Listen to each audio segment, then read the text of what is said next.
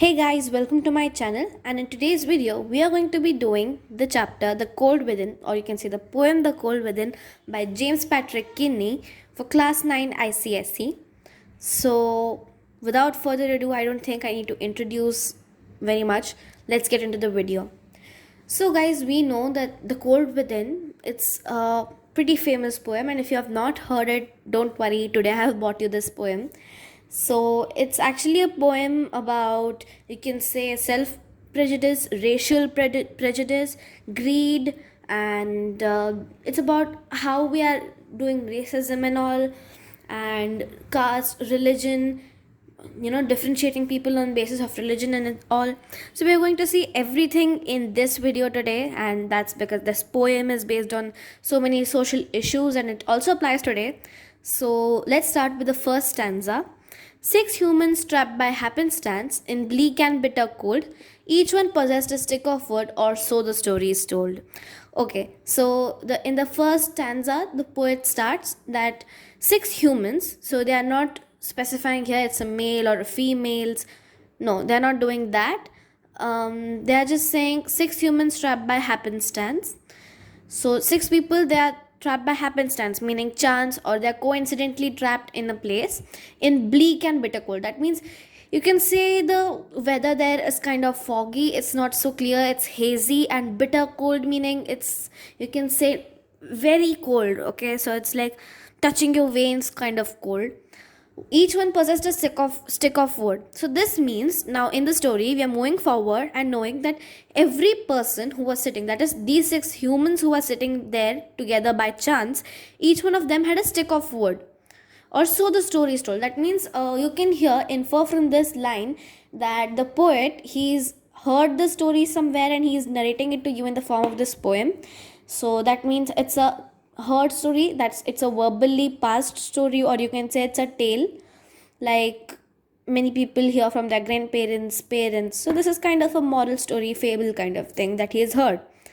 Okay, so basically the overall meaning of the first stanza is 6 humans are there, they are trapped together by chance in very bitter cold, and each one has a stick of wood. And this story, he is saying that, or so is the story told. That means so he has heard the story. So guys, moving on to the second stanza, here he says the dying fire in need of logs. That means the fire is dying. Now we can't see fire dying because fire is a non-living thing, but here we can say that this is a personification. Okay, so he has personified the fire, saying that it's dying. So now we know that the fire is in need of logs because it's dying. Now let's see what the forthcoming 3 lines say. But the first one held hers back. So now the first one held hers back. That means the first person is a lady and she is holding her fire stick back, or you can say she is holding a stick of wood back. For of the faces round the fire, she noticed one was black. So now she was a fair lady. That means her skin color was fair, and she saw in from the light that is emitted by this fire, burning fire, that one of the faces around the fire, that means one of the people sitting around the fire, was black. So we can say that she's being racial here, and she has this racism between white and black, fair and dark toned people. She noticed that one was black, so she is holding her stick back, log of wood back, because she notices that one of the person is black. So here you can say that she's a fair lady, a white lady, and she does not want to give her fire to the black person sitting in the group of 6 people. Okay, so let's see the next stanza. The next man looking cross the way. Now here the apostrophe cross means across the way, that means opposite to him. The next man looking across the way saw one knot of his church, and could not bring himself to give his stick of birch. So here we see that the next person we are going to talk about, we are done with the lady's case. Now we move on to a man's case in which he is looking across the way, that is he's seeing opposite to him, and the person was not of his church. You can say that he was not of his religion, he did not belong to his community. So the religion conflict here, religious bias on religion, and could not bring himself to give his stick of birch. So, because the other person was not of his community, was not of his religion, he was not able to, or he did not want to save that person. That means you can say that this person does not want to save the person of another community or another religion. So, here you can see the bias on the basis of religion. Stick of birch. Now, here we get to know that the material of the stick of wood is birch. It's a birch wood. Now, the next stanza. The third one sat in tattered clothes. He gave his coat a hitch. Why should his lock be put to use to warm the idle rich? Now, the third one. So, we are talking about the third man here. We are done with one lady, second man who was making the difference on basis of religion. Now the third one, he is a poor person because he is sitting in tattered clothes. Now the tattered clothes are symbolizing that he is a poor man, and gave his coat a hitch. Now here you have seen that he is a poor man and he is wearing a coat. You give your coat a hitch, or you pull it closer to your body, you get it to be tighter on your body when you're feeling cold. The more closer the cloth is to your body, the warmer you feel. Okay, so he gave his coat a hitch. Why should his lock be put to use to warm the idle rich? Now, why should his log be put to use? That means he does not want to give away his log to warm. That means to provide warmth to the idle rich. Now, idle rich meaning, according to him, you can infer from this that he is a poor man. He is hardworking. That's what he thinks. And he does not want to give off the wood to warm the idle rich. Now, according to him, the rich men do not work hard and they earn from the hard work of the poor people, because the poor people work for those rich men and the rich men earn money from that. Okay, so you can take the example of a factory where the poor people are working for the factory owner.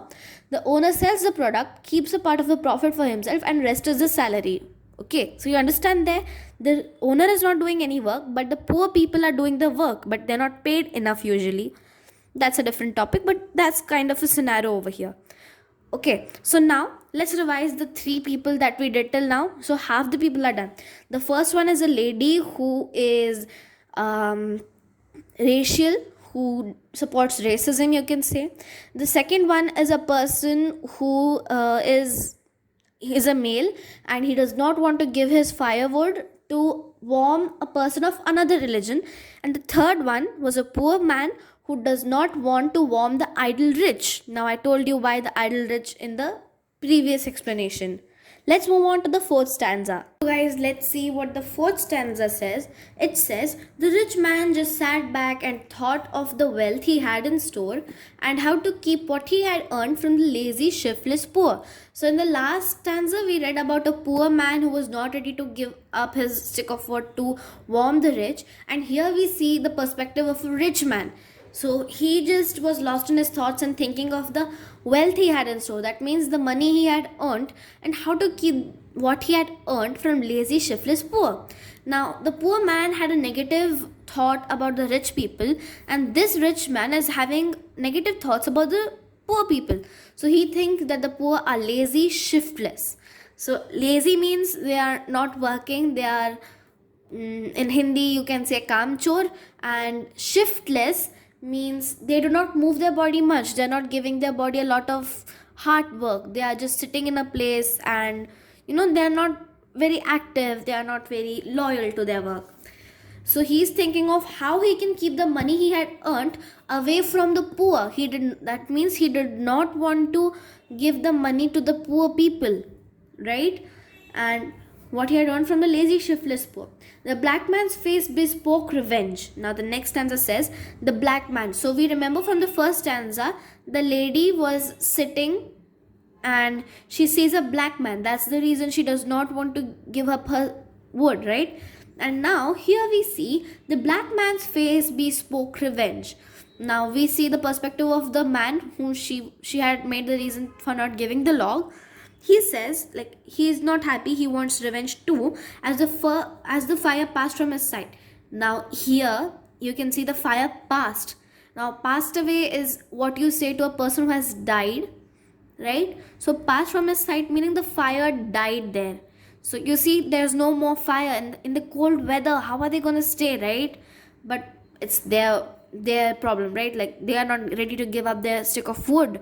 So yeah, the fire passed from his sight. For all he saw in the stick of wood was a chance to spite the white.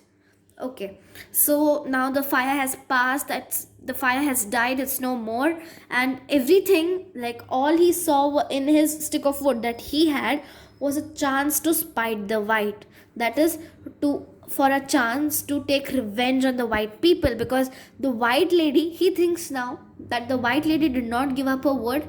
That's why the fire has passed, and he too did not give up his word, right? Because he was also a victim of the racism, so he did not want to give up his word for the white people. Now, next stanza, the last man of this forlorn group. Now, this is an oxymoron statement, because forlorn group, forlorn means a lonely or person who is alone, and group, it's total opposite, right? When you're lonely, you don't have anybody with you, but in a group, you're surrounded by people. That's why it's an oxymoron statement. So the last man of this lonely group. Now, why do you think they have used the word forlorn group or lonely group? That's because no one was together in this, right? Everybody wanted to take revenge of their own. They were not together like, okay, right, let's all of us contribute to the fire so all of us can live a life. See, that's why a forlorn group or a lonely group did not accept for gain. Not here, it's just, you can say, change of spelling for not, not, except for gain. So, he was a person, you can say, who was an opportunist. Giving only to those who gave was how he played the game. So now the last man, he was an opportunist. So he did nothing without gain for himself. And if others gave something, he would only give something in return to that. Or if he gave something, he would always expect something in return for what he gave. Right? Moving on to the last stanza. The logs held tight in death's still hands. Now you can say this is personification, because death does not have hands, right? Like, anybody has seen death? No, right? Was proof of human sin. They did not die from the cold without, they died from the cold within. You see, guys? So the logs held tight in death's still hands. We are personifying the human nature as death. So if the people had given up their logs of wood, they would have saved their own life and the life of people around them. But they have done the other way around. No one will be alive, right? Because of the bleak and bitter cold that we studied. Was a proof of human sin. So the human sin is death here, right? They did not die from the cold without, they died from the cold within. So they did not die because of the bleak and bitter cold. Now that is the real reason, the biological reason of their death. But they did died from the cold within. Now they died from the cold within because it was their cold, right? It was their you can say greed, their prejudice, the racism they followed, the religion bias, and everything. They did not give up their log of wood for that. So they were cold people. They did not have any warmth in themselves for other people, right? So that's how it is over here. They died from the cold within. Correct, guys?